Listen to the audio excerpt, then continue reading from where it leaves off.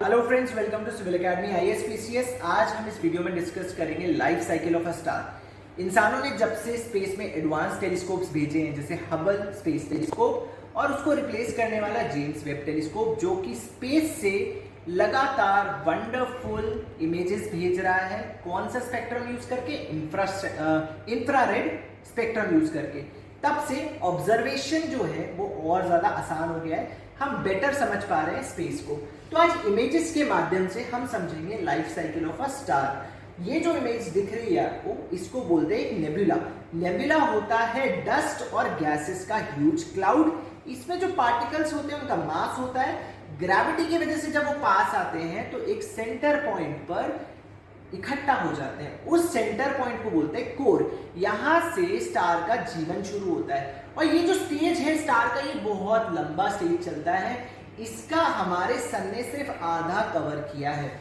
अब कोर में जब पार्टिकल्स पास आते हैं, इसके कोर में जब पार्टिकल्स पास आते हैं तो वो फ्यूज होते हैं, वो एक दूसरे से जुड़ते हैं, एक दूसरे में समा जाते हैं, न्यूक्लियर फ्यूजन एनर्जी क्रिएट करते हैं। ज्यादातर जो रेड जाइंट में पार्टिकल्स कोलैप्स होते हैं कोर में, वो होते हैं हाइड्रोजन और हीलियम के।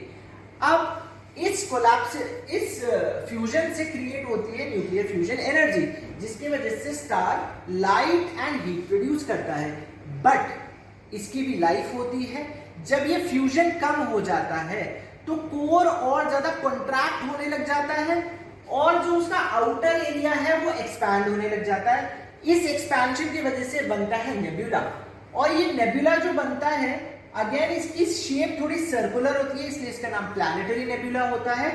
इसकी नेक्स्ट स्टेज में हम देखेंगे व्हाइट ड्वार्फ। जो सेंट्रल पॉइंट था स्टार का, जो कॉन्ट्रैक्ट होता जा रहा था, उससे बनता है व्हाइट ड्वार्फ।